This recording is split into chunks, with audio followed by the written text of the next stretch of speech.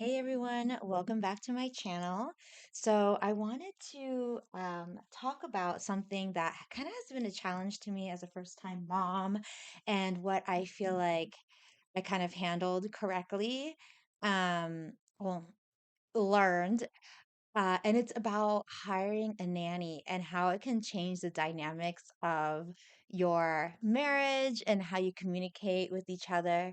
So, my husband and I, we had our first daughter a year ago in San Francisco, and I wasn't, well, this is the naive part of me back in the day. I was like, why does anyone hire a nanny? Like, taking care of a kid can't be that hard. And I've worked at daycare and I've taken care of like multiple kids, but at the end of the day, the shift ended and that was it. But I never experienced how it would be to take care of a baby for 24 hours and then 24 hours again and it being an everyday thing. So I think step one in being a mom or turning into a mom, the number one hack is hire help. And some of you may live near your family and maybe like I'm really jealous and I'm super happy for you that you actually live near family to have help. But one of the things, like just my dynamic with my family, I don't live near my family, so A, it's not even an option. But B, there is no weirdness. Like I know for some Asian moms, if you have a similar background to me, sometimes it could be used as emotional blackmail, or they may like hang it over your head, like, hey, I help with your kid, or you may feel indebted to them. So the hack is just hire paid help, okay?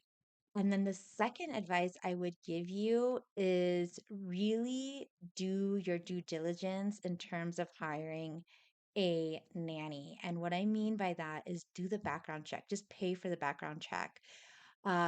Two, I would say, and if even if they're not a legal citizen or whatever, and they're just like helping out, I would do hardcore reference checks. So, multiple families or have a one-on-one talk with a family that they've nannied for.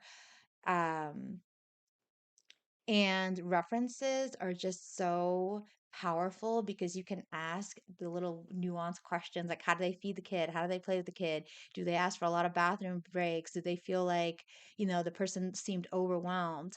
So that would be number two. And number three, this is going to be a really funny one, but you don't, and this is very like egocentric, but you don't hire anyone more beautiful than you. Okay. So that is to protect your marriage because the person will be around the house all the time. So, yeah, that's number three. And number four, always do a paid trial. And when you do the paid trial, pay them right after. Okay, pay them right after. So if there's any question in your head, like maybe after you sit with it a while and then you start to think, okay, how did that person make me feel when they're taking care of my kid? I didn't really like them. You don't have to have another conversation about payment. You can just let them go and just be like, hey, thanks so much for helping out, but I don't think that, we'll need a nanny or whatever. You just say whatever thing that's not going to make people feel bad. Okay. And then the fifth one is really setting the tone for the relationship. And this also you need to have a background talk with your husband. How do you want him to interact with the nanny? What is going to protect your usness? Like, what is the collective communication that we want to have with the nanny? Because what a little pitfall that we had in our marriage was he had his own way of communicating with the nanny. He just kind of lets them know whenever he has time of what the lowdown is and how to do handoff. But I had my own little thing of how to do handoff. And so one of the things that you want to do with your husband is be unified.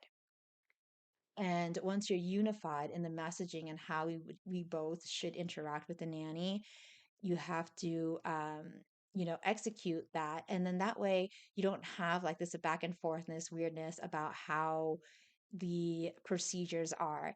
And you really want to make sure that you run it similar to how you would at a job, because your home is their workplace and you want to make sure it's like most respectful and um safe workplace for them. And one of the things that we did was we wrote a task list, a schedule, and updated it as needed as things came up, just so that everybody's on the same page.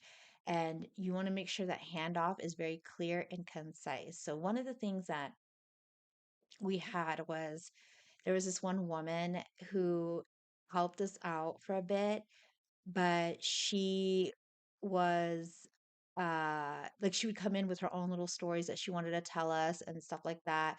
And we would be nice and just like listen to it or whatever, but that opened up a can of worms. So when they do communicate with you and it's something not related to your child and they kind of went off on the deep end on something and it's like eating a lot of your time, you know, I think the first and foremost thing to remember is that the minute it happens, make sure you set the tone that minute, not the second time, not the third time, not the fourth time, that minute. So once they kind of went off the rail on a story and they're really focused on that and that really not really watching my daughter, I would say, hey, that's, thanks, that's a cool story, but you know, is this related to Isla? If not, I got to get back to work.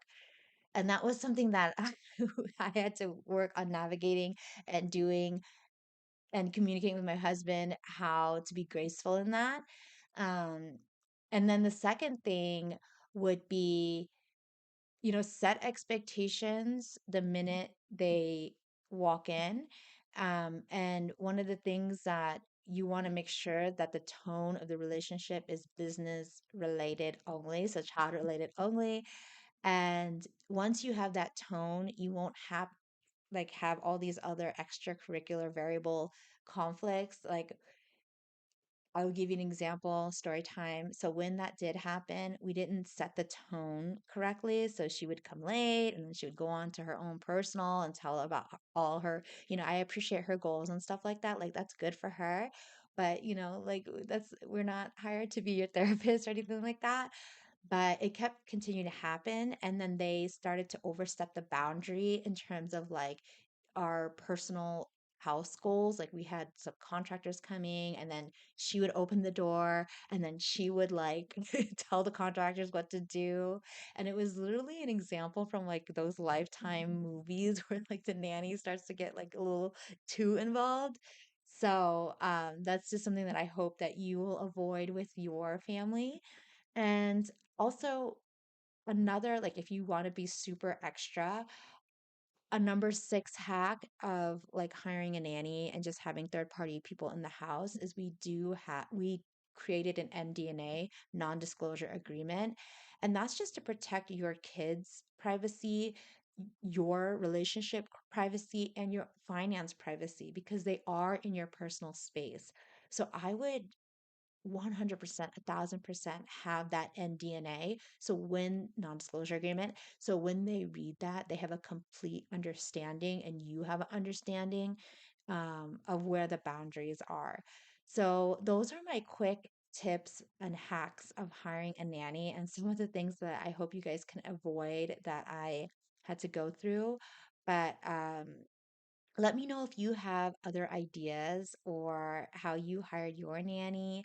um, yeah, because it's a very important role and it's so helpful in motherhood. So you can get some sanity, some self-care, so that you can show up with the most vibrant energy when you're playing with your kids and when you're with your husband. Okay. So I just think it's almost like when you're paying an electricity bill, I think having a nanny is just like that. Even if it's like 3 hours a week, do it. Anyways, yeah, I'm looking forward to y'all's comments.